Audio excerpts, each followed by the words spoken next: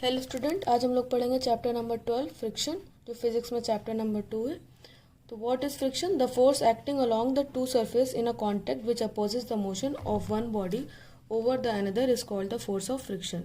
Means जब दो कोई सरफेस या दो कोई ऑब्जेक्ट जब कॉन्टैक्ट में होते हैं तो एक सरफेस दूसरे सरफेस या एक ऑब्जेक्ट दूसरे ऑब्जेक्ट के मोशन के अपोजिट जो फोर्स लगाता है उसे हम क्या बोलते हैं? Force of friction.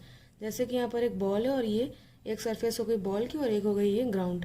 तो बॉल जो है मूव कर रही तो उसका डायरेक्शन इस साइड है, तो उसके अपोजिट जो फोर्स लगाई गई सरफेस उसे हम क्या बोलेंगे? फोर्स ऑफ फ्रिक्शन और फ्रिक्शन। ठीक है, तो फ्रिक्शन क्या हुआ? जब मोशन के अपोजिट फोर्स लगता है तो उसे हम क्या बोलते हैं? Force of friction. Factors affecting friction. तो कौन कौन से फैक्टर्स अफेक्ट करते हैं फ्रिक्शन को? तो दो तरह के फैक्टर होते हैं। पहला, the nature of the surface in contact with each other. तो जिन सरफेस पे फोर्स ऑफ फ्रिक्शन लग रहा है उनका नेचर कैसा, मीन्स वो रफ है या फिर स्मूथ है। अगर रफ सरफेस होगी तो फ्रिक्शन क्या होगा? ज़्यादा होगा। स्मूथ सरफेस होगी तो फ्रिक्शन क्या होगा? कम होगा।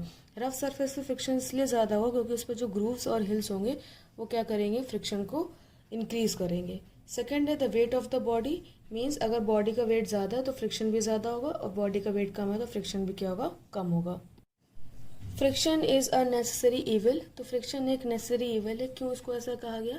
क्योंकि विदाउट फ्रिक्शन हम लोग वॉक भी नहीं कर सकते हैं, कोई व्हीकल नहीं वॉक कर सकता फ्रिक्शन के, क्योंकि सब स्लिप हो जाएंगे। तो फ्रिक्शन जो है बहुत ही ज़रूरी होता है।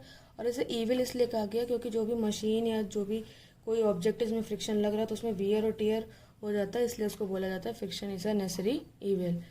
Ways of increasing friction. तो इन फ्रिक्शन को इंक्रीज करने के क्या तरीके हैं? Ways of increasing friction. तो फ्रिक्शन को हम लोग कैसे इंक्रीज कर सकते हैं? By making the surface rough.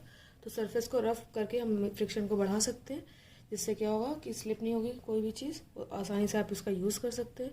Bye making grooves. तो हम लोग क्या कर सकते हैं? जो भी टायर्स होते हैं बाइसाइकिल की, कार, उनमें क्या होता है? ग्रूव्स बनाए जाते हैं ताकि वो गाड़ी जो है उसमें फ्रिक्शन ज़्यादा लगे और वो स्लिप ना हो। तो फ्रिक्शन को बढ़ाने के दो तरीके हैं, by making surface rough and by making surface grooves. उसमें हम क्या कर सकते हैं? उस पर ग्रूव्स बना सकते हैं। Friction is an evil. Disadvantages of friction. तो फ्रिक्शन के कुछ डिसएडवांटेजेस हैं। क्या डिसएडवांटेज है? Damage to the machine. किसी भी मशीन पे लगातार जब फ्रिक्शन लग रहा है तो उससे क्या होगा? हीट जनरेट होती है। हीट जनरेट होने से क्या होता है? जो मशीन के जो पार्ट्स होते हैं उनको नुकसान पहुंचता है। तो फ्रिक्शन क्या कॉज करता है? Damage to the machine. Secondary है वियर एंड टीयर। तो क्या कॉज करता है फ्रिक्शन? Wear and tear. जो मशीन के पार्ट्स होते हैं उनमें क्या होता है? वो खराब होने लगते हैं धीरे धीरे। जैसे टायर्स होते हैं वो उनके ग्रूव्स जो होते हैं वो घिस जाते हैं, टायर्स पुराने हो जाते हैं। Loss of energy. फ्रिक्शन क्या करता है? मोशन के अपोजिट डायरेक्शन में लगता है, इसलिए एनर्जी का हमें ज़्यादा यूज़ करना पड़ता है, तो यहाँ पर होता है loss of energy. Reduce the efficiency of machine. Machine की एफिशिएंसी यानी उसकी काम करने की क्षमता उसको कम कर देता है। तो क्योंकि उससे क्या होता है? फ्रिक्शन ज़्यादा लग रहा है तो ज़्यादा एनर्जी लग रही, तो उसकी काम करने की क्षमता क्या हो जाती है? कम हो जाती है। Ways of reducing friction. तो फ्रिक्शन को हम लोग कैसे कम कर सकते हैं? उसको हम ज़ीरो नहीं कर सकते, लेकिन उसके कुछ फ्रिक्शन को हम रिड्यूस कर सकते हैं। तो फर्स्ट मेथड है by lubricating. Lubricating means lubricants use करना, जैसे कि ऑयल और ग्रीस। ऑयल और ग्रीस करने से क्या होता है? जो सरफेस होती है वो स्मूथ हो जाती है और उससे फ्रिक्शन क्या होता है? कम लगता है। सेकेंड है बाय पॉलिशिंग। तो पॉलिश करने से क्या होता है कि जो रफ सरफेस होती है वो स्मूथ हो जाती है, फ्रिक्शन क्या होता है? रिड्यूस हो जाता है।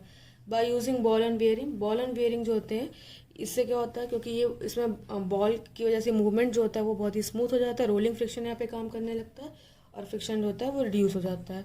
By using rollers and wheels.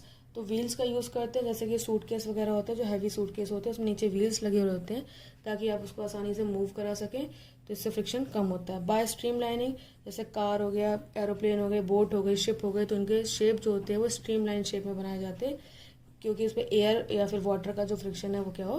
कम लगे। तो ये चैप्टर को मैंने ब्रीफ किया है, सिर्फ उतना पढ़ा है जितना हाफ ईयरली के पर्पज से इंपॉर्टेंट है। बाकी अगर आपको चैप्टर पूरा पढ़ना हो तो मैं उसको नोट्स के साथ लिंक पहले ही शेयर किया जा चुका है, तो आप उस लिंक से पूरा चैप्टर पढ़ सकते हैं। और ये जो मैंने अभी वीडियो बनाई वो केवल हाफ ईयरली के पर्पज से जो इम्पोर्टेंट है उसको बताया है। Thank you.